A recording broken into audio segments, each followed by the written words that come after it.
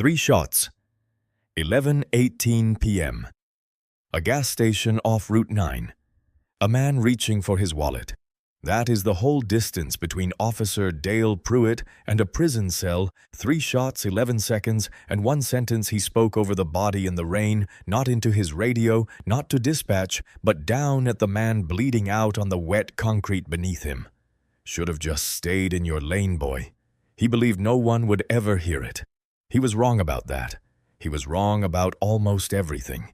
But he wouldn't discover that for a while yet, not until a 24-year-old gas station clerk called an attorney from a payphone, not until a laptop was opened in a bathroom, not until a cloud server that Pruitt didn't know existed produced 47 minutes of overhead footage so clear you could read the expression on a dying man's face. And he certainly wouldn't discover it until the morning he walked into the Calhoun Falls District Courthouse in his gray suit and his American flag lapel pin, sat down at the defense table and smiled.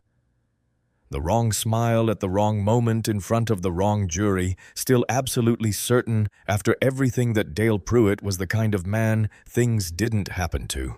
He was wrong about that too. The man he shot was Staff Sergeant Marcus Webb, 34 years old, 75th Ranger Regiment, United States Army, Bronze Star.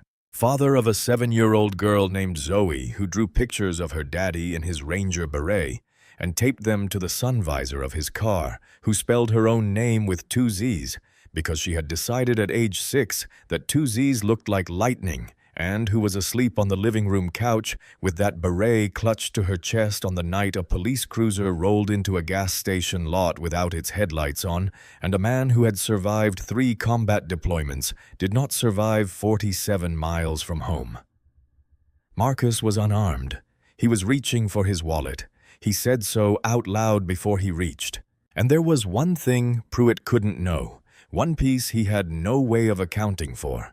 Despite the crushed SD card and the wiped hard drive and the departmental press release and 17 years of the blue wall holding because it required knowing something about the kind of life Marcus Webb had lived and the kind of people that life had bound him to, people who were already moving before Pruitt ever put his hand on his holster. 14 of them were on a plane by the time the first news article ran. This is the story of what they found when they landed. He had been awake for 21 hours when he pulled into the Sunoco. The flight from Birmingham had been delayed twice, once for maintenance, once for weather stacking over Atlanta, and Marcus had spent both waits in a hard plastic airport chair, scrolling through the same 3 text messages from Rochelle. Zoe wants to know if you'll be home for dinner. I told her probably not. She said okay, but she's been carrying your beret around since noon. Then she fell asleep with it. I took a picture. You'll die. Then the picture itself. Zoe curled on the living room couch with his tan Ranger beret pressed against her chest like a stuffed animal, her face completely slack and trusting the way children sleep when the world has given them no reason not to trust it. He had looked at that picture for a long time in the Birmingham airport. He was still thinking about it somewhere over the dark middle of the country. Marcus was 34 years old and had spent 11 of those years in the Army, 9 of them in the 75th Ranger Regiment. 3 deployments to Afghanistan, 1 to Iraq. He had been blown backward by an IED in the Korangal Valley and woken up in a field hospital asking about his platoon before asking about himself. He had carried a wounded 20-year-old Ranger named Dwayne Garrett, a kid from Memphis who'd been in-country 6 weeks 40 meters across open ground under direct fire, which was how he had earned the Bronze Star he kept in a shoebox in the hall closet because he did not like looking at it. He had never talked about any of this publicly. His mother knew. Rochelle knew. His commanding officer, Commander Victor Bryce, knew. Beyond that, Marcus kept it the way he kept most things close and quiet, and his own. He had been in Birmingham for 4 days visiting his father Gerald, who had suffered a mild stroke in October and was recovering with the aggressive stubbornness of a man who had been told he would need to slow down and had decided this applied to everyone around him but not to himself. Gerald walked Marcus to the cab on the last morning without his cane slowly and carefully, and held his son's hand at the door for a moment longer than necessary. "Come home more," Gerald said. "Not to check on me. Just come home." Marcus had been turning that sentence over in his mind on both flight delays and again over the dark country below, and again when he finally landed at Calhoun Falls Regional at 9:47 p.m., and collected the rental Tahoe and drove out into the cold November rain with 47 miles left between him and the kitchen table where Rochelle would be waiting with the lights low and something warming on the stove. He needed gas and he needed coffee. The Sunoco on Route 9 materialized out of the rain at 11:03 p.m. Fluorescent canopy-wet asphalt reflecting white light in long smears. One car at the far edge of the lot, probably belonging to the clerk, the pumps humming their steady mechanical hum. Marcus pulled to pump 3, shut off the engine, and sat for a moment in the sudden quiet. He looked up at the sun visor. Zoe's drawing was there, taped flat with a strip of masking tape she had applied herself, pressing each corner down with the pad of her thumb, and then checking it with a focused professional seriousness that Marcus had recognized as entirely his daughter's own particular temperament. Their family. Rochelle tall and smiling, Marcus taller in his beret, Zoe between them with her stick arms raised like she was already celebrating something. And above them, a sun with spikes radiating in every direction, chaotic and impossibly bright. "I know the sun doesn't really work that way," Marcus had told her. "I know," Zoe had said. "But in my picture, it does." He got out. He swiped his card, put the nozzle in the tank, and leaned against the side of the Tahoe with his hands in his hoodie pocket, watching the numbers climb. The rain was light and cold and regular against the back of his neck. He was thinking about Zoe's beret and Gerald's handshake and the specific warmth of a house when someone is awake in it waiting for you. He did not hear the cruiser cut its headlights 2 blocks away. He had been sitting in a hardware store parking lot for 40 minutes, eating a double cheeseburger and scrolling his phone when the Tahoe pulled into the Sunoco. Officer Dale Pruitt of the Calhoun Falls Police Department had been on shift since 7 p.m. and was bored in the way he was usually bored on Tuesday nights, not restlessly, not anxiously, but with a low and specific resentment that had nowhere to go. He did not like Tuesdays. He did not like the absence of incident. He had built his professional identity around the resolution of incident, and nights without it felt like proof of something he could not name but deeply disliked. He was 46 years old, 17-year veteran badge number 0442, and at the precinct they called him the Closer. He had earned the nickname in his 8th year after a string of aggressive arrests in the Riverside District cleared 4 open cases in 1 week. He wore the name the way some men wear a tattoo as permanent evidence of a truth about himself that he did not want questioned. Dale Pruitt closed things, settled things, put the period at the end of other people's sentences. What also existed alongside the nickname and the 17 years and the 5 departmental commendations was a file in internal affairs that contained 9 separate complaints filed over 14 years by 9 separate citizens. Excessive force, racial intimidation, unlawful search, threatening behavior. A planted evidence allegation that had evaporated when the complainant accepted a plea and declined to pursue it further. Union Rep Chip Holloway had handled each complaint with efficient cheerfulness. The disposition letters all used the word procedural. The file existed, and the complaints had been resolved, and nothing about Dale Pruitt had changed because nothing about Dale Pruitt was ever required to change. He had come to understand this the way a man understands a scar, as evidence of something that had already healed, that would not reopen, that was simply part of the territory now. He watched the Tahoe pull to pump 3. He watched the driver's door open. A tall black man stepped out. Athletic, deliberate gray hoodie, dark jeans, moving with the kind of contained physical precision that Pruitt's brain flagged without his conscious mind articulating why. He ran the plates. The system returned a routine administrative hold, a common database glitch with rental agencies that triggered automatically on vehicles processed through overlapping registration windows. It was not a criminal flag. It was not even a procedural flag in any meaningful sense. A single call to the rental agency's fleet desk would have resolved it in 90 seconds. Pruitt put the cheeseburger wrapper in the bag and killed his headlights. He rolled the cruiser out of the hardware store lot and across the Route 9 intersection without his lights on, entering the Sunoco at a shallow angle that boxed the Tahoe in on the driver's side and partially blocked its rear exit. He did not call it in to dispatch first. He did not slow down as he approached. He simply stopped where he intended to stop in the position he intended to occupy and opened his door. There are men who wear a badge as a responsibility and men who wear it as a license. Pruitt had been drifting from the first category into the second for years without recognizing the distance he had traveled. He was not calculating cruelty in the operatic sense. He was something more mundane and more dangerous, a man who had been told so many times through so many small institutional confirmations that his instincts were correct and his authority was total, that he could no longer distinguish between what was lawful and what he simply wanted to do. He stepped out into the rain. The first thing Marcus noticed was not the lights. The first thing was the angle. The way the cruiser sat between him and the road, between him and the exit, its front bumper overlapping the rear corner of the Tahoe. He registered it the way a man registers a change in wind direction in open ground, not as a consciously analyzed threat, but as a fact the body processes ahead of the mind, a change in the atmosphere that the nervous system notes and catalogs before the intellect catches up. His hands came up before Pruitt spoke. Not high, not theatrical chest height, palms, open fingers, spread. Visible. It was muscle memory.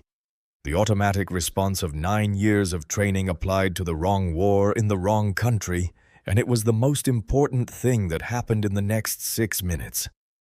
Step away from the vehicle. The voice came through the cruiser's PA. Before Pruitt had fully exited hard flat carrying a hostility that was not the tightness of genuine alertness, but the looseness of a man who had already decided what this was going to be. Evening, officer. Marcus kept his hands at chest height and turned toward the light. His voice was level, projected clearly without aggression, the voice of a man who understood that tone was the first variable in any volatile encounter. Is there a problem?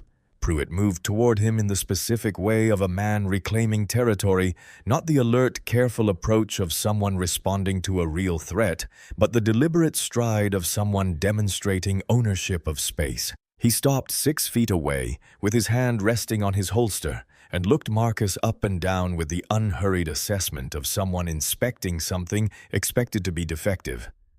"My wallet is in my back right pocket," Marcus said, keeping his hands visible and his voice even. "I have my military ID and my driver's license. I'm waiting for your instruction before I reach for them." "Shut your mouth." Pruitt closed the remaining distance. The rain was beginning to slick his hair to his forehead. His eyes had the quality Marcus had seen before, darting, restless, not finding what they were looking for because what they were looking for did not exist. "Do not reach. Turn around. Hands on the roof." Marcus turned. He placed both hands on the wet metal roof of the Tahoe, spread his fingers, kept them still. "I am an active duty military officer," he said. His voice calm, each word deliberate. "My wallet has my military ID. I can show you when you're ready." "I didn't ask what you are." Pruitt moved to his left shoulder, entering Marcus's blind zone, and his voice dropped. "Get your ID. Show me your ID. You just told me to keep my hands on the roof." A pause, not defiant, not angry, factual. A man attempting to solve a problem that had been deliberately made unsolvable. "Which do you want? I'll do either one. Just tell me. Don't you talk back to me. I'm asking for a clear instruction. I'll do exactly what you say." Pruitt lunged, both hands seizing the back of Marcus's hoodie, yanking sideways with a force that had nothing to do with control and everything to do with domination. Marcus's hip hit the side mirror. He spread his feet against the wet pavement, tensed his core, absorbed the impact without falling and without responding. He did not grab back. He did not swing. He planted and held. "He's resisting, Pruitt," shouted to the empty parking lot, to the rain, to the body camera he believed was recording. "Stop resisting. I'm not resisting." Marcus's voice was tight now, controlled with effort. His forehead 3 inches from the side window. The rain ran down the back of his neck. "I am standing still. My right hand is going to move slowly toward my back pocket to get the ID you asked for. That is all that is happening." "Gun." Pruitt said the word in a specific way, dropped compressed like something he was pulling from a drawer he had already opened. "He's reaching." The shots came before Marcus's hand reached his pocket. 3 rounds at 11:18 p.m. The detonation of a handgun at close range is not a sound. It is a physical event, a pressure wave that rearranges the air and the body's relationship to what is real. Marcus went back and down, his hands catching the roof of the Tahoe on the way, and then the wet concrete, and he lay on his back in the rain with the fuel pump still running behind him, and the fluorescent lights buzzing above, and the numbers still climbing on the display at pump 3, as if nothing had changed. He did not reach for his wounds. He turned his head. Through the rain-beaded glass of the Tahoe's window, still taped to the sun visor by its corners, was Zoe's drawing. The family beneath the impossible sun, the stick arms raised, and in the lower corner, her name in her own handwriting, 2 Z's, the way she had been writing it for months, because she had decided 2 Z's looked like lightning, and lightning was faster than regular letters, and when you were 7 years old and had thought of something like that, you did not stop using it just because other people spelled differently. Marcus looked at her name, and the rain fell on his face, and the lights above were very white and very steady, and did not flicker. Above him, Pruitt stood. He did not kneel. He did not call for help. He did not press his hands against anything. He stood over Marcus Webb, and he looked at him, and he breathed rapid, shallow, the specific breathing of a man whose body has done something large and whose mind is catching up to what it means. He looked at the wallet that had fallen half out of Marcus's back right pocket. He looked at the absence of anything else. He stood there for 11 seconds. Later at trial, the forensic pathologist would testify that prompt intervention during those 11 seconds would have materially altered the probability of survival. The wounds were survivable. The delay was not. Pruitt grabbed his radio. Shots fired. Shots fired. His voice was already assembling the report, the language of incident documentation clicking into place before the moment had even ended. Suspect reached for a weapon. "I need EMS forthwith." Inside, the Sunoco Danny Fuentes was flat on the linoleum floor behind the counter, with his tablet pressed against his chest. He had knocked over an entire rack of air fresheners when the shots came, and had been lying still since, his heart beat loud in his own ears, the live camera feed still glowing on the screen against his ribs. He was 24 years old and had grown up in a neighborhood where you learned early what you did immediately after hearing gunshots. Nothing visible, nothing loud. He lay still and waited. Sergeant Glenn Staver arrived 4 minutes and 20 seconds later, not blind, not random, not a supervisor responding to an unknown call. He was Pruitt's closest professional ally.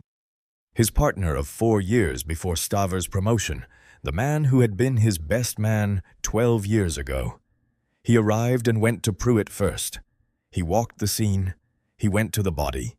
He crouched and checked for a pulse he didn't find. He looked at the entry wounds, the hoodie, the concrete. He looked at the back right pocket of Marcus's jeans and the wallet that was halfway out of it. He opened the wallet. The Department of Defense military identification card was on top. Staff Sergeant Marcus Webb, 75th Ranger Regiment. Staver stood. He walked back to Pruitt under the canopy and looked at him for a long moment. A man running a calculation. A man at a fork. Harlan Staver said quietly, "He's clean. He's Army. He's a sergeant." Something moved behind Pruitt's eyes, a brief, rapid arithmetic that resolved itself almost instantly into the language of self-preservation. I saw something. Maybe he kicked it under the car. It was dark. It was raining. Staver nodded once. "Go sit in my cruiser," Staver said. "Don't talk to anyone else." He walked to the Sunoco's front door and pushed it open. Danny heard the bell and rose slowly from behind the counter. Staver showed his badge. His expression was not unkind. It was professional in the specific way of a door closing. "Son, I need you to step out of the back area. Go wait by the front door. Active investigation." Danny went. Staver spent 6 minutes in the security equipment room. When he walked out, the DVR unit was under his arm. He logged it into evidence that night. By the following week, the hard drive had been wiped with a rare earth magnet that Staver kept in a box in his garage for the kind of thing that required it. EMS arrived at 11:29. Marcus Webb was pronounced dead at 11:58. There was one more call made that night that Staver did not know about. At approximately the same moment, Staver was walking Danny out of the back room. Marcus's phone, still in his hoodie pocket, still warm, received an incoming call. Nobody answered it. The caller, whose name was saved in Marcus's contacts as CO, left no voicemail. He tried twice more before midnight, and when the calls went unanswered, he did not go to sleep. He opened his laptop. He searched the news wires for Calhoun Falls, South Carolina. He found a 2-paragraph report from a local CBS affiliate about an officer-involved shooting on Route 9. He read it once. He closed the laptop. He picked up his phone and began making calls of his own. By morning, 14 men had been notified. By the following evening, 12 of them had booked flights. The blue wall does not go up all at once. It is built one brick at a time, each brick set before the mortar of the one before it has dried, each action making the next feel more necessary and more inevitable. By the time you stand back and look at what you have constructed, it is already load-bearing, and you cannot take any one piece out without threatening the rest. Pruitt and Staver had 40 minutes before the crime scene unit arrived, and in those 40 minutes, the wall went up. They agreed on language: non-compliant, erratic, furtive movement toward the waistband. Officer feared for his life. The specific phrases that Internal Affairs recognized, that county prosecutors recognized, that had appeared in the disposition letters of Pruitt's 9 prior complaints and had functioned there as the exact words required to make a problem administrative rather than criminal. The language was not invented that night.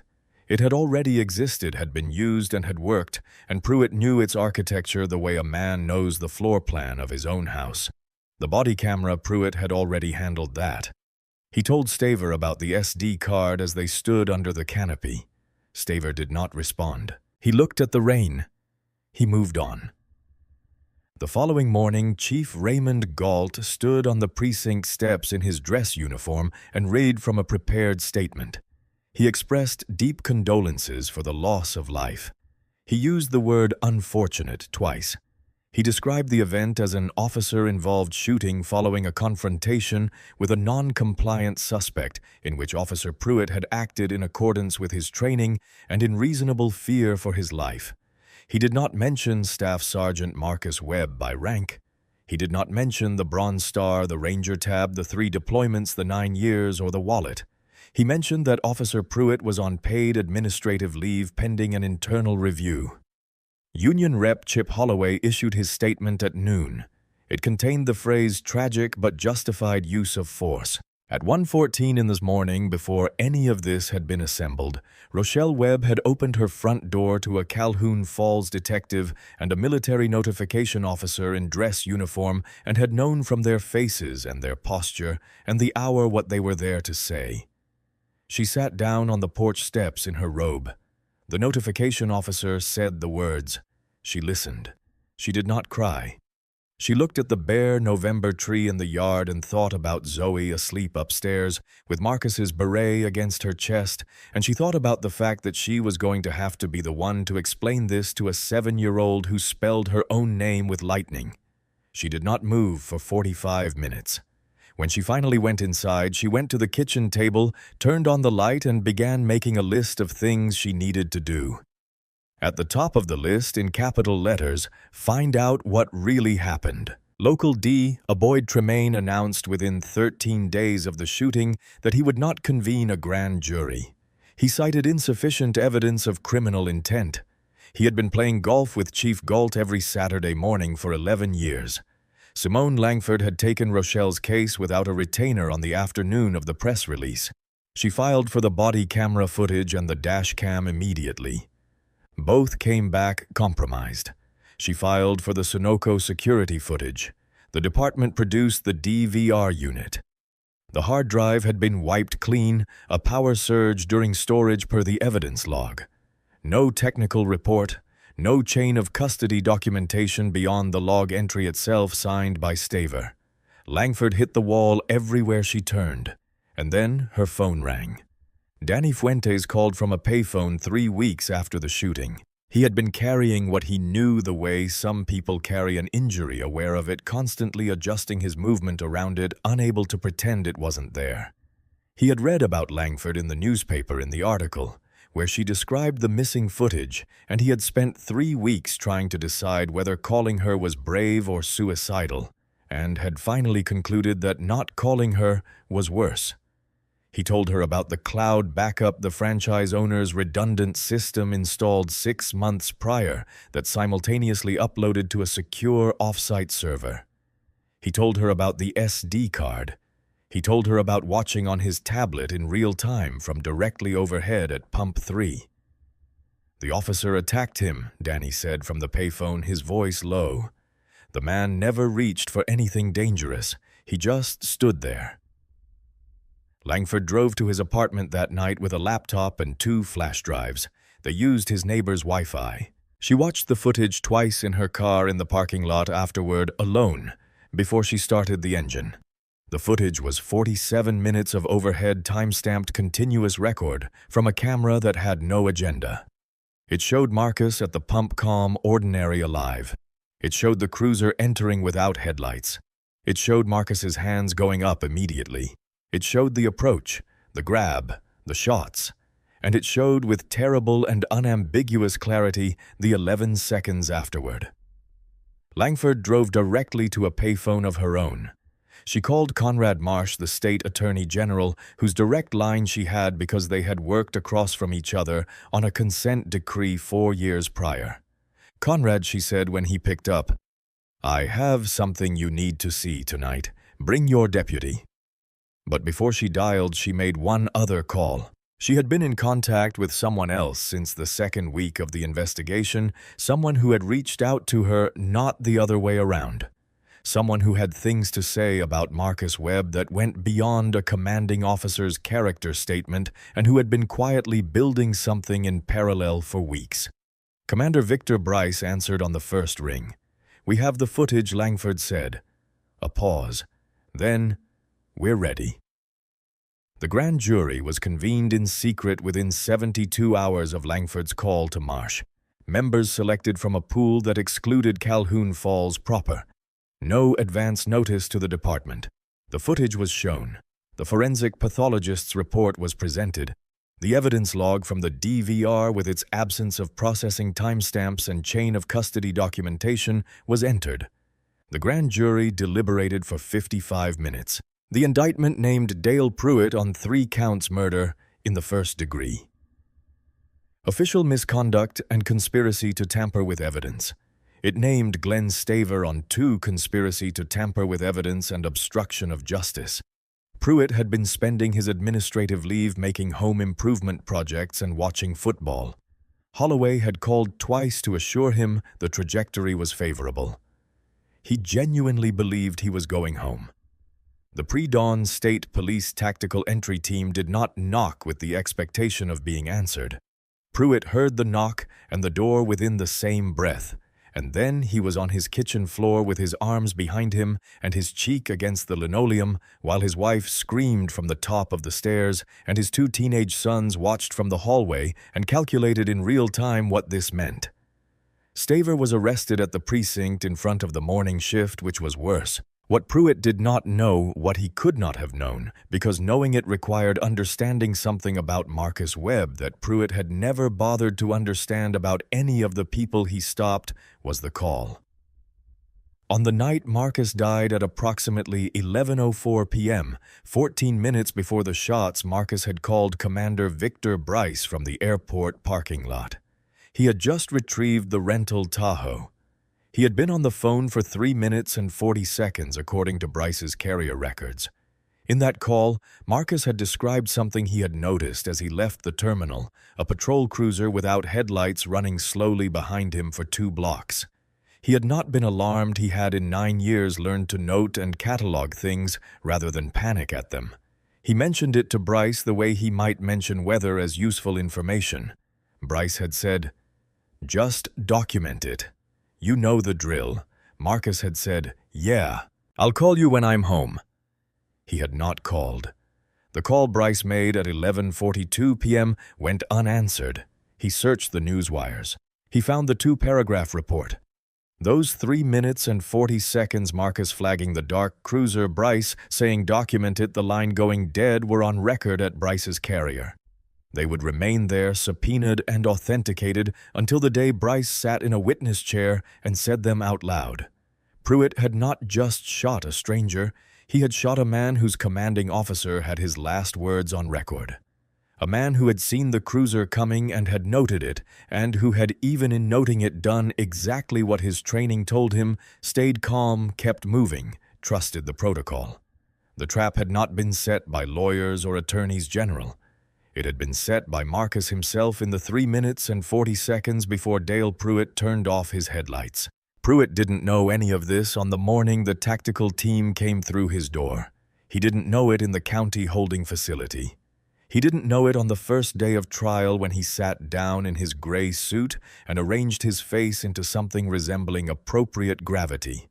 He was going to find out in a courtroom in public with the cameras running. The Calhoun Falls District Courthouse on the morning of October 14th was an institution under the pressure of its own consequence. Concrete barriers along the front approach, state troopers in pairs at every entrance, 7 network news trucks lining the perimeter satellite arrays aimed at the pale October sky. By the time the doors opened, the crowd stretched 2 blocks in both directions. Protesters, community members who had driven from neighboring counties, people who needed to be physically present for something, who understood that presence was a form of witness. Inside the courtroom was old wood and institutional light, and the ambient weight of a room where consequential things had happened repeatedly. Judge Patricia Okafor sat behind the elevated bench with the stillness of a woman who required no performance of authority because she possessed the actual thing. 14 years on the federal bench, 11 before that as a federal prosecutor, 6 before that as a public defender. She had a complete map of every way the legal system could be navigated honestly and every way it could be gamed, and she had demonstrated repeatedly that she found the latter genuinely offensive. Defense attorney Parker Ellison sat at the right-hand table with a file of precedents and a reputation built on 2 prior officer acquittals. Silver-haired, expensively suited, the practiced calm of a man who had done this before and won. He had coached Pruitt carefully for months. The gray suit, the subdued expression, the American flag pin, the choreography of a grieving public servant rather than a confident one. He had done everything right in the preparation, and he was about to discover that it was not enough. Pruitt sat beside him. He had lost 7 pounds in county detention. His face was slightly drawn, the comfortable cushion of untested certainty eroded by months of waiting.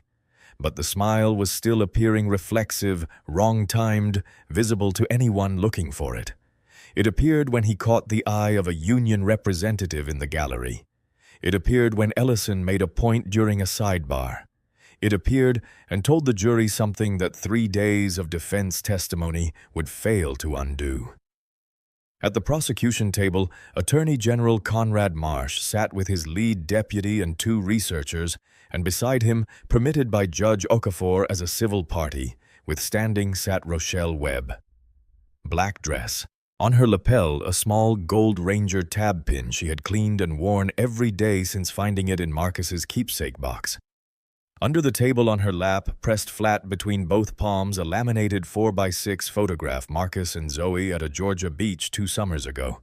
Marcus in a blue t-shirt squinting into the sun, laughing at something just outside the frame. Zoe on his shoulders with her arms spread wide and her face tipped back, as if she were already in flight, completely certain he would not let her fall. Judge Okafor called the court to order. The trial of the state of South Carolina versus Officer Dale Pruitt began. Ellison's opening statement was the best possible version of an argument built on a foundation it could not ultimately support. He was careful, measured, emotionally calibrated. He acknowledged Marcus's service with what appeared to be genuine respect. He did not reach for explicit racial framing. He built a single frame and stayed inside it. A good officer made a terrible human mistake in the dark, and the rain and the law required the jury to weigh what the officer perceived in the moment, not what the footage showed from above afterward. He spoke about action-reaction gap, about tunnel vision, about the inherent and documented difficulty of police work in high-stress environments. He was professional. Several jurors nodded. Then he called his use of force experts. They were credentialed and articulate and effective at their specific task, seeding ambiguity in the first week, making the jury feel that what seemed obvious might be complicated. They talked about threat perception lag and auditory exclusion under adrenaline and the documented phenomenon of officers misidentifying reaching movements under stress. They did not address the 11 seconds. Every time Marsh raised it in cross-examination, Ellison objected. Okafor sustained him. The 11 seconds were coming. Marsh was holding them. His first-week witnesses were methodical and specific. The medical examiner, no weapon recovered wallet, in the back right pocket wound trajectory consistent with a man rotating toward his posterior, not lunging forward.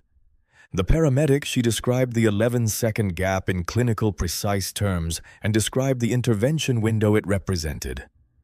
The police training expert, a retired state police lieutenant with 30 years of experience and zero relationship to the Calhoun Falls Department, walked the jury through 4 specific de-escalation protocols that Pruitt had violated before the first command was given. By the end of the first week, cable legal analysts split 60-40 that Pruitt would not be convicted.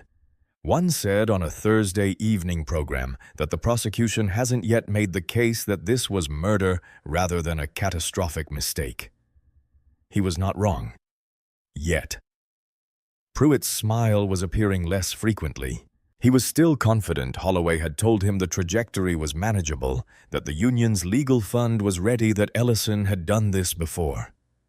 But the first week had produced a specific kind of atmospheric shift in the courtroom that Pruitt could feel without being able to name. He felt it in the way the jury looked at him when the paramedic described the 11 seconds. He felt it in the way Okafor looked at Ellison when he objected to the training expert's testimony about the pre-stop approach. He told himself it was nothing. He was wrong about that. There was one more piece that nobody on his side of the table knew about yet. Not Ellison, not Holloway, not the union's legal team. Marsh had kept it back deliberately, held it for the sequence that would matter most. Something from Marcus's world, not from the legal systems. Something that required the jury to understand exactly what had been lost before they could fully understand what had been done. Marsh called Danny to the stand on the second Monday morning of trial, and the first thing that struck everyone in the gallery was how young he looked in the witness chair. 24 years old in a gray suit that didn't fit him quite right, slightly too wide in the shoulders, the sleeves a quarter-inch too long, sitting with his hands folded on his knees and his eyes moving carefully around the room, cataloging the exits and the authority figures, the way a person does when they have grown up learning that rooms like this one were not generally safe for people who looked like him. He had purchased the suit specifically for this. He had practiced what he was going to say in front of a mirror in his apartment bathroom for 2 weeks. Marsh walked him through it with unhurried patience. Employment, role, the night of November 9th, the tablet, the live feed. I could see all the pumps from inside, Danny said. We used the tablet to monitor the station during slow shifts. He described what he saw with a specificity that Ellison could not rattle the Tahoe at Pump 3. The man stepping out, the cruiser entering without headlights, the spotlight, the man's hands coming up immediately, the approach, the contradictory commands, the grab, the shots. His hand was going back. Danny said, his voice steady in a way that seemed to cost him something. Not forward. He said his wallet was in his back pocket and his hand was going toward his back pocket. From the camera angle directly above it was clear. Ellison's cross was structured as expected. Danny had waited 3 weeks to come forward. He'd been frightened. He had no formal law enforcement training. He'd been watching a screen, not the actual encounter. Danny listened to each point with the patience of someone who had anticipated them. Then he looked at Ellison and said, "A police officer had just shot a man in front of me. Another officer came into the store, stood next to his gun, and told me I didn't see anything. Who was I supposed to call? The Oak Creek police?" A ripple moved through the jury box. Ellison changed direction quickly. He pivoted to the footage. The DVR had been stipulated as corrupted. Any cloud backup was hearsay without proper authentication chain. He moved to exclude. Marsh stood. He explained that the cloud backup had been authenticated by the franchise owner, who installed the system by 2 independent digital forensics specialists and by a cybersecurity consultant from the firm that built the architecture. He noted that all 3 authentication declarations had been filed in discovery. He noted that the footage itself had been included in the initial digital archive transfer to the defense 4 months ago, in a folder labeled Remote Server Redundancy, Backup Pump Camera Array, November through December. The folder was included in a terabyte transfer sent to Mr. Ellison's office on record. Marsh said, "It is not the state's responsibility if the defense did not review the evidence they were provided." The pencil in Ellison's hand broke under his fingers. He did not look down at it. "The evidence is admitted," Okafor said. "Play the footage, Mr. Marsh." This was the first domino. Pruitt had known the body cam was gone. He had crushed it himself. He had believed the DVR was gone. Staver had taken it, had wiped it. He had believed the gas station had no other eyes.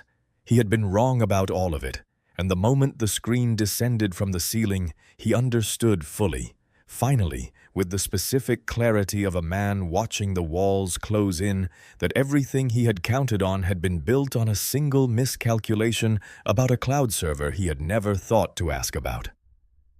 The courtroom lights dimmed at 10:47 a.m.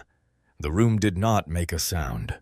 200 people stopped breathing simultaneously in the way they stop breathing before something they know will be irreversible. The footage was silent. That was the first thing. There was no audio, no screaming, no commands, no confusion to fill in the gaps. There was only the overhead camera, time-stamped, continuous, indifferent.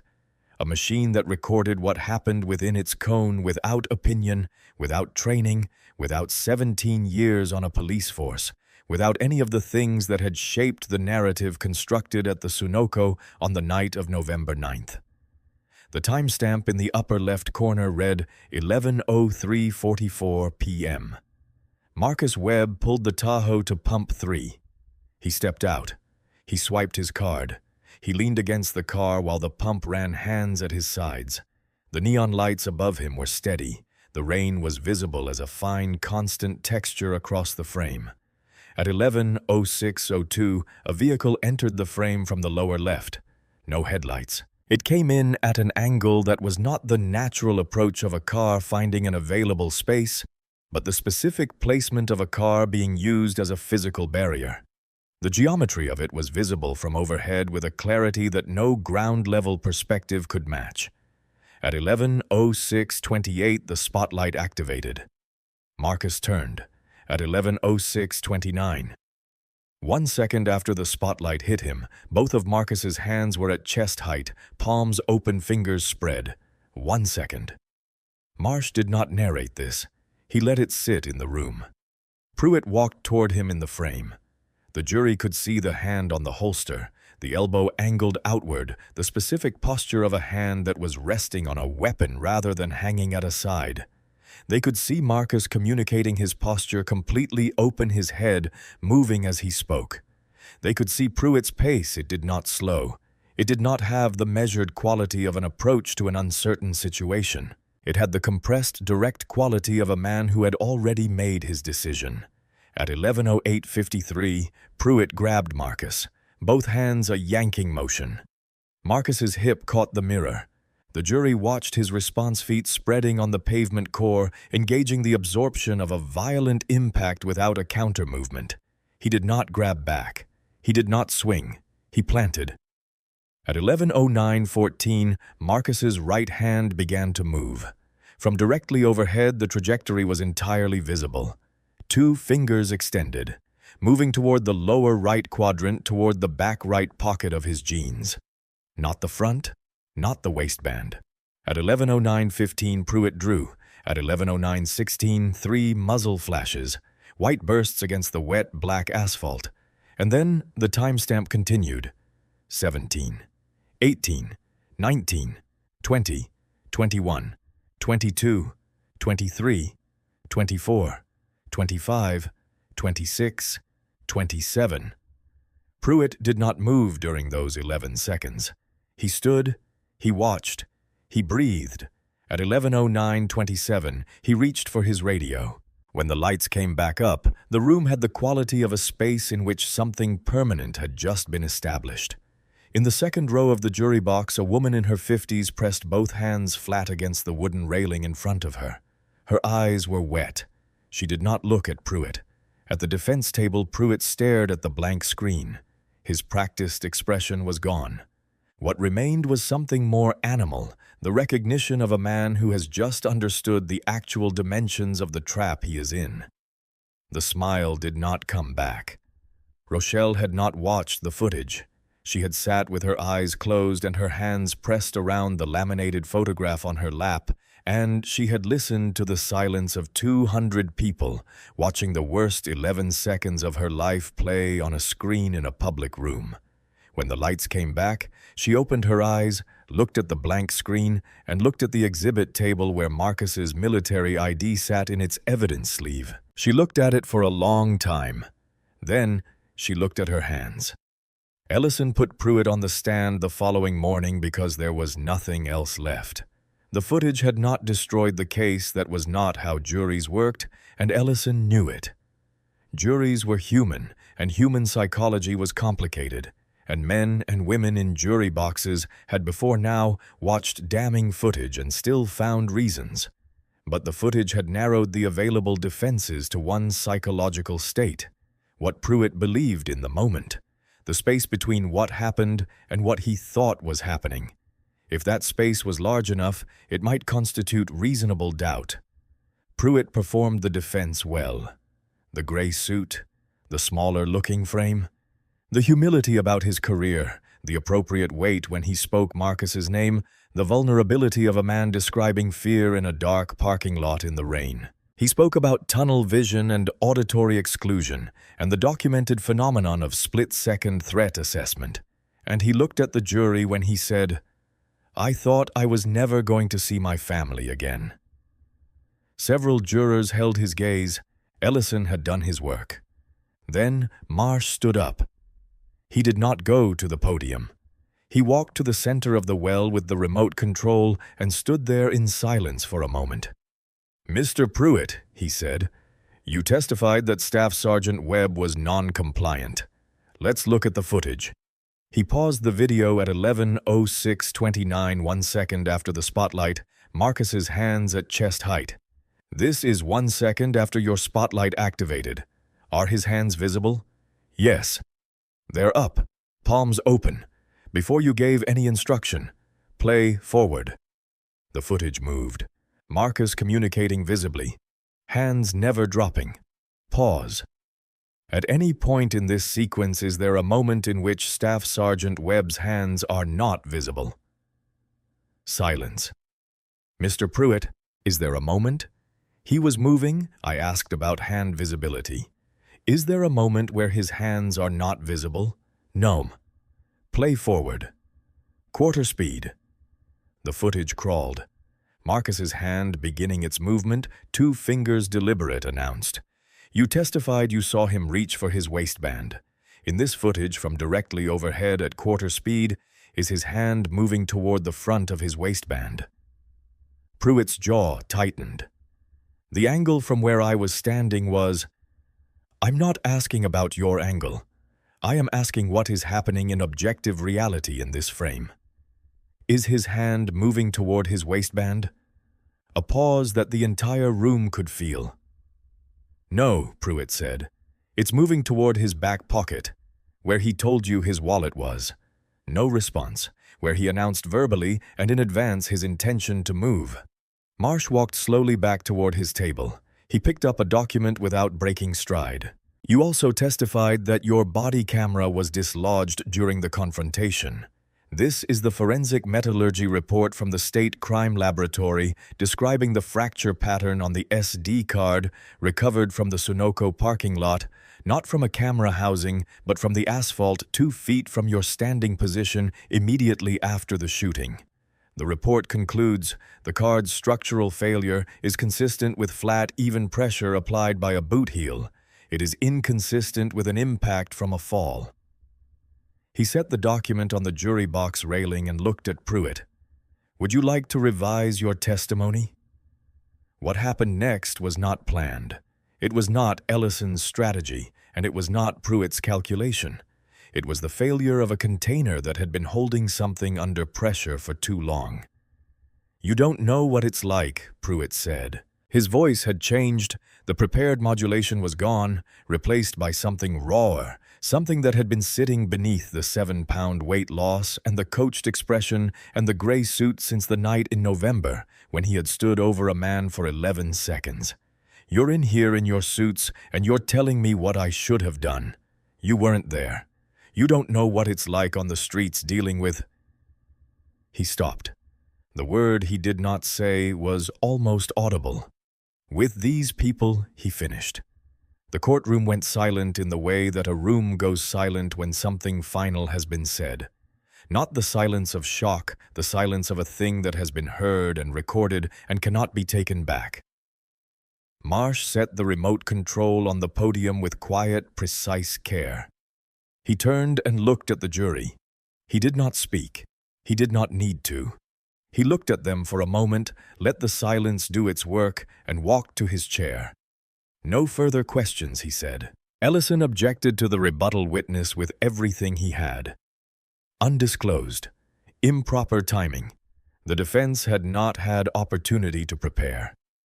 Marsh's response was filed within 40 minutes. The witness's testimony addressed a specific factual claim raised in the defense's opening statement that Pruitt had additional grounds to perceive a ranger-trained individual as a heightened lethal threat.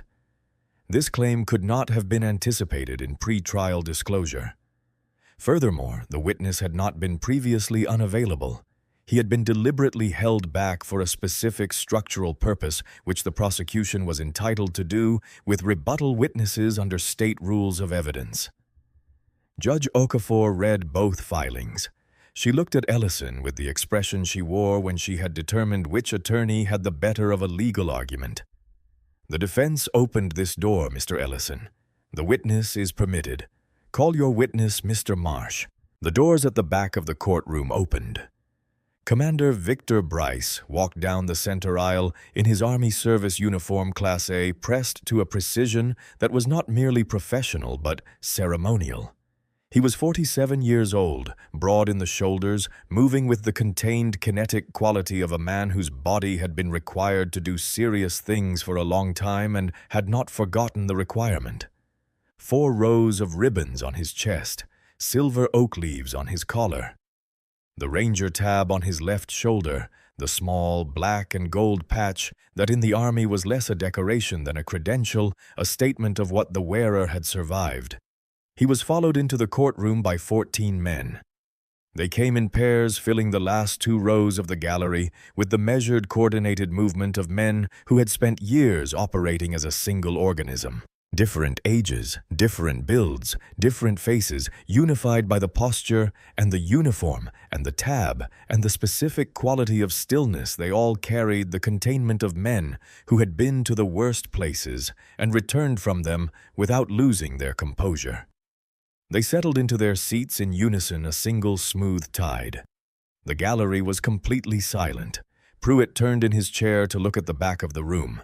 He looked for 2 seconds before he turned back. His face had changed. The last residue of the smile was gone.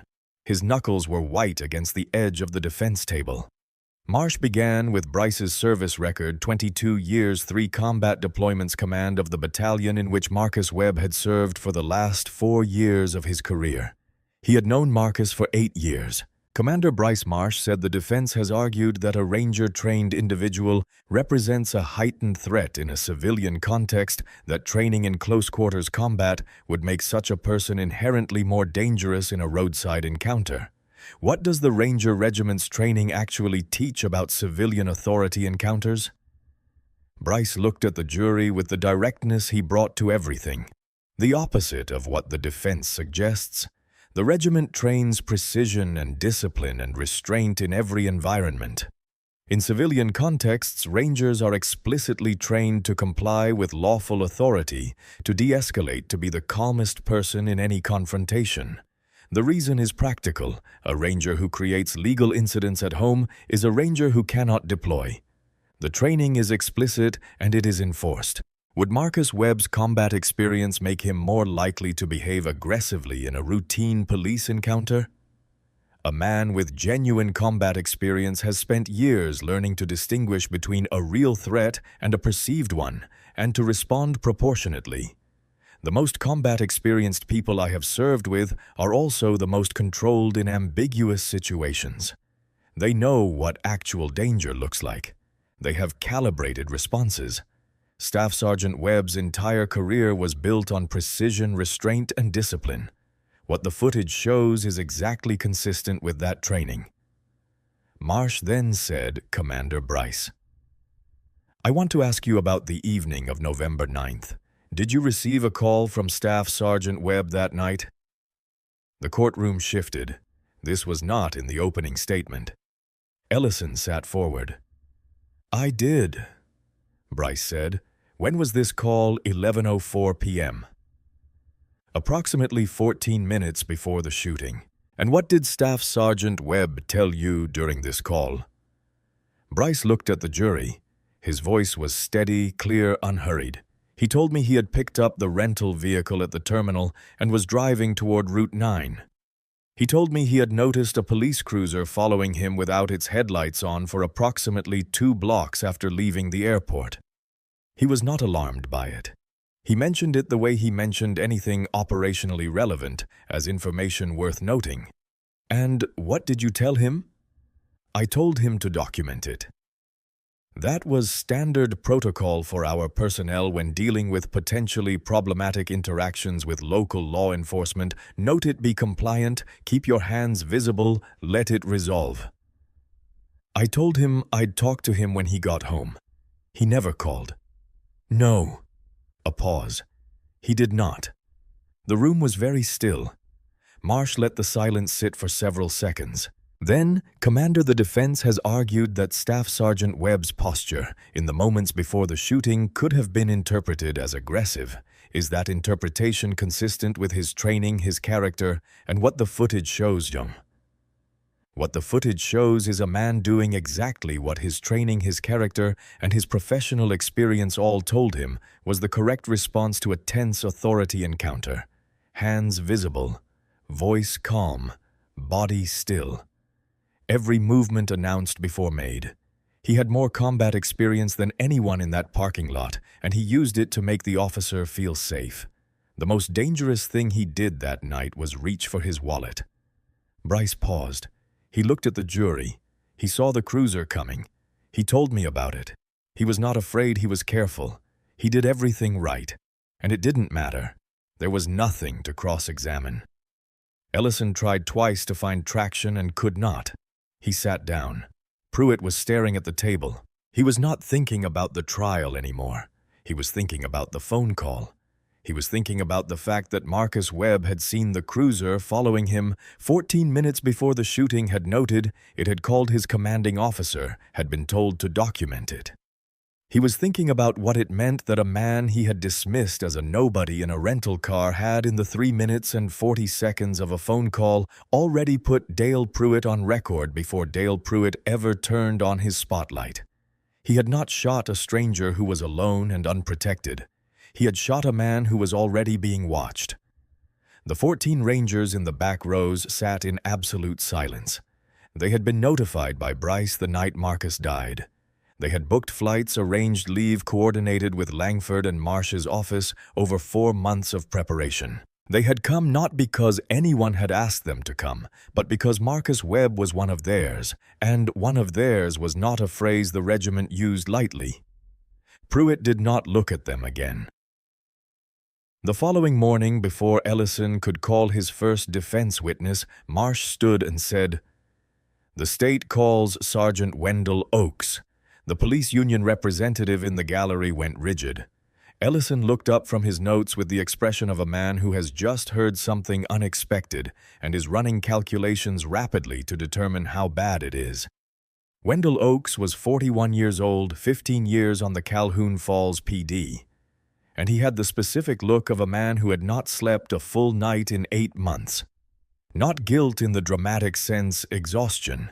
The accumulated weight of knowing something and carrying it, of going home every night to a house where his 9-year-old daughter liked to draw pictures of him in his uniform, of eating dinner and watching television, and putting her to bed and sitting in the kitchen afterward in a silence that had nothing peaceful in it. He was not Glenn Staver. He had not directed anything. He had been the 4th officer on scene, arriving after Staver, after 2 additional patrol units, and he had stood there and watched what happened and said nothing and carried it home. He testified to all of it with the flat, precise exhaustion of a man who has been deciding for 8 months to do this and is finally just doing it. What he watched Staver do in the store. The DVR. The boot heel on the SD card. Oakes had been close enough to see the specific grinding motion, had understood what it was in the moment, and said nothing. And the morning briefing. Sergeant Staver gathered the officers who had been on scene, Oakes said. He said the narrative was non-compliant. Suspect officer feared for his life. He said anyone who didn't see it that way didn't see anything. In the gallery, Glenn Staver rose from his seat. He was out on bail pending arraignment and had been permitted to attend as a civilian observer over his attorney's advice. He rose, and the words that came out of him were not articulate in the way of a man who has decided to speak.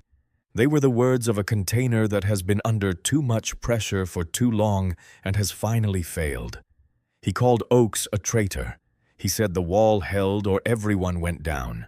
He said things that were simultaneously a confession and an accusation, that in their specific content named the structure of the cover-up and the chain of command and the sequence of decisions that had been made in the 40 minutes between the shots and the crime scene tape. He said them at volume in a live courtroom with a reporter's audio recorder running 3 feet from the gallery railing. 2 state troopers had him by the arms before he finished the second sentence. Okafor's gavel came down so hard that the sound of it in the court reporter's audio record would later be described by a journalist as sounding like a gunshot in a small room.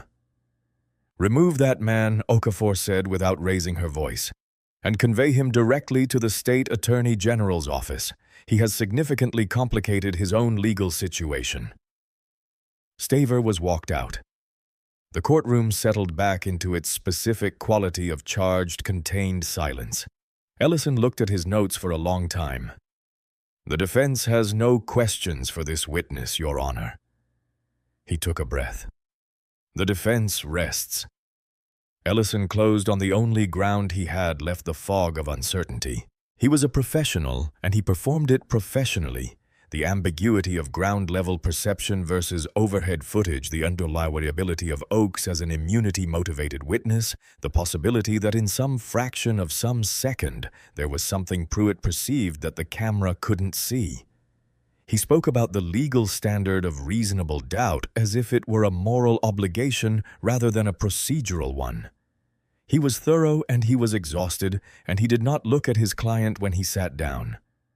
Marsh stood up and walked to the center of the room and said, "The 11 seconds." He did not explain. He didn't need to. The defense wants you to think about what was happening inside Officer Pruitt's mind in the moments before the shots. I am asking you to think about what was happening in the 11 seconds after them. After the situation, whatever Pruitt believed it was, had resolved. After the threat, if there ever was one, no longer existed. In those 11 seconds, Dale Pruitt did not render aid. He did not call for help. He did not kneel. He did not say a word to the man on the ground. He walked slowly toward the jury box. What he did was pick up his radio and say, "Suspect reached for a weapon." He narrated a justification. In the 11 seconds that a man who genuinely feared for his life might have spent in shock or in the desperate action of someone trying to undo something terrible, Dale Pruitt spent those 11 seconds building the story he needed to survive. He picked up Marcus's military ID from the exhibit table. He carried it to the jury box railing and set it down face up. Staff Sergeant Marcus Webb called his commanding officer 14 minutes before the shooting.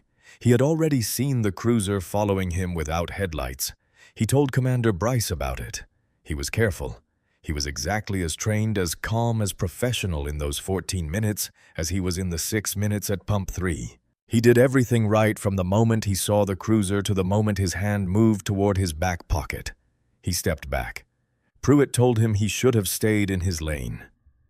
Marcus Webb spent 9 years driving into the worst lanes on Earth so that people like Dale Pruitt could drive safely in theirs. He had 47 miles left to drive. He was going home to his wife and his daughter. He looked at the jury without looking away.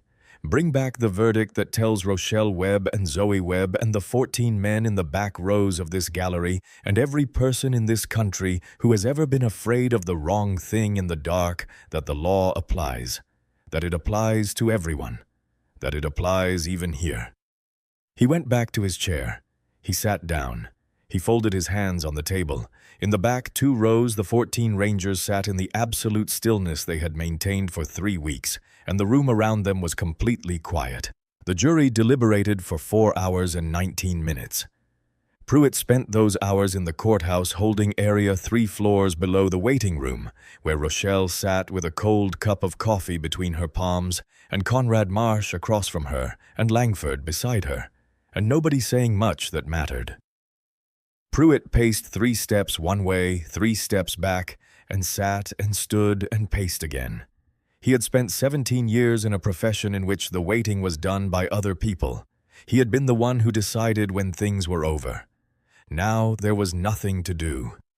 In the county holding cell that Pruitt occupied, there were walls on 4 sides and a ceiling above them, and the specific silence of a space designed to eliminate variables. No phone, no Holloway, no Ellison, no blue wall.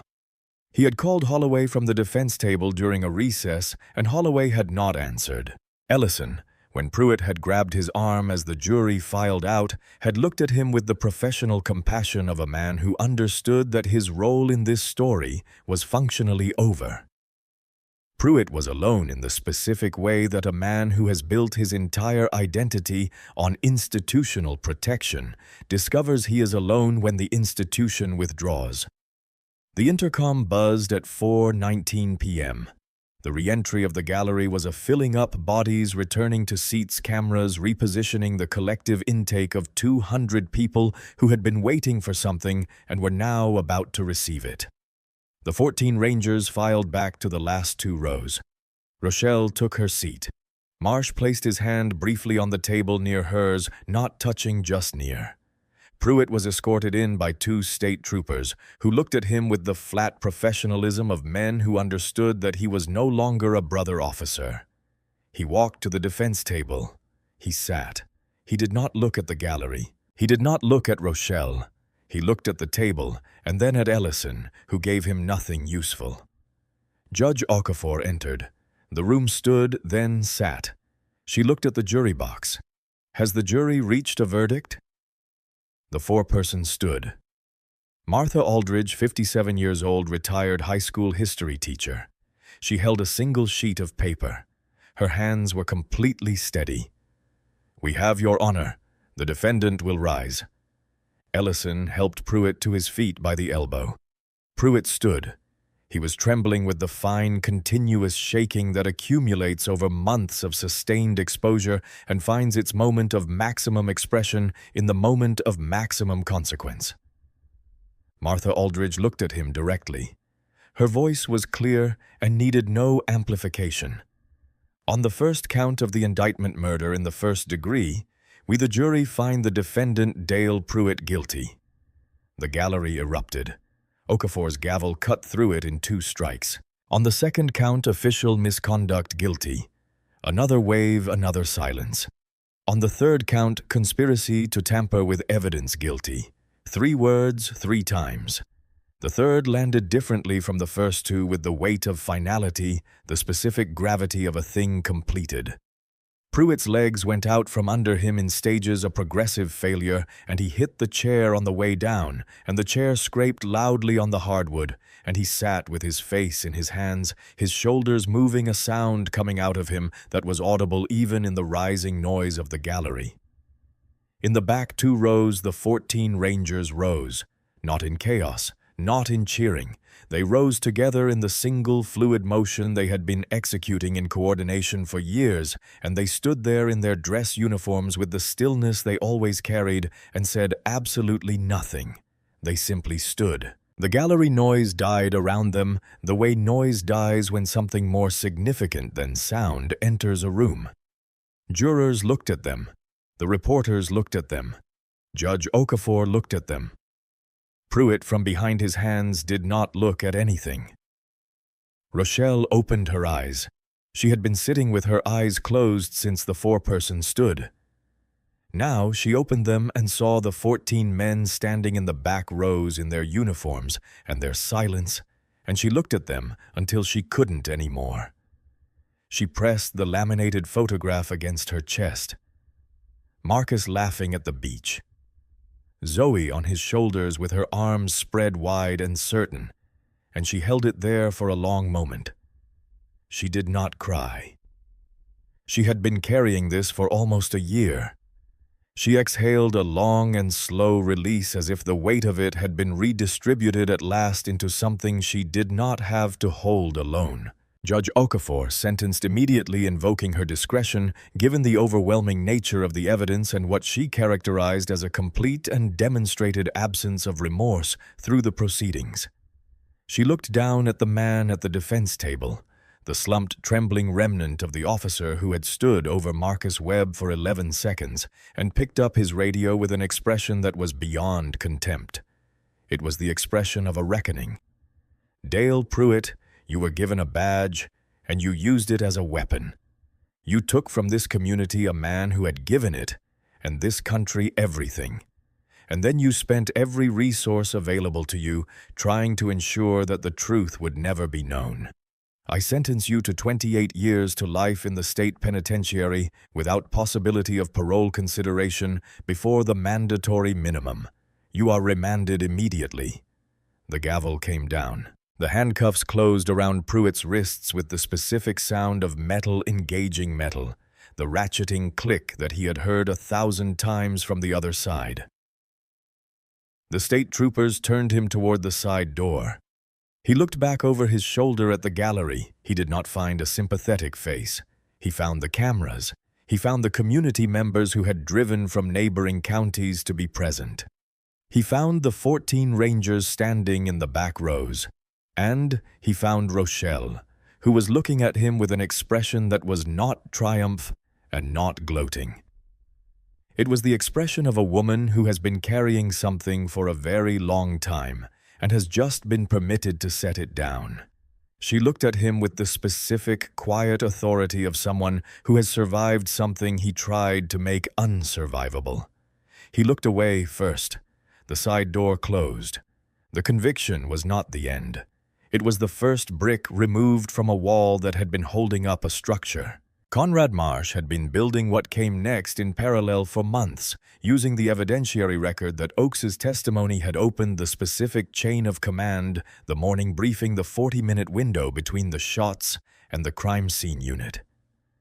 The phone call between Staver and Galt's office at 12:43 a.m. on the night of the shooting, which lasted 8 minutes and which Marsh's team had subpoenaed from the carrier records. That call was the thread that led from Staver to Galt, from the parking lot to the chief's office, from a single cover-up to the machinery that had made the cover-up not only possible, but expected. Chief Raymond Galt was federally indicted 7 weeks after the verdict. He resigned the morning the indictment was unsealed. His pension would have vested the following day. It did not. Glenn Staver entered a guilty plea 6 weeks after that, accepting a 12-year sentence in exchange for his full cooperation. He gave prosecutors the complete chain, the 4 additional officers who had participated in the scene management that night, the internal processes by which Pruitt's 9 prior complaints had been administratively buried, the specific and long-standing relationship between Frank Reeves in internal affairs and Chip Holloway in the union that had made the burial routine. The evidence was documentary recorded and specific. Staver had been the architect's primary contractor for years, and he knew where everything was. The 4 additional officers were charged. 2 took pleas. 2 went to trial and lost. Chip Holloway entered a federal cooperation agreement, surrendered his pension, and accepted 2 years of supervised release. He was described in Marsh's filing as the financial infrastructure of a culture of impunity. The union's legal defense fund, $6 million built over years and deployed in the service of shielding officers from accountability, was frozen by federal court order as a potential instrumentality of the conspiracy.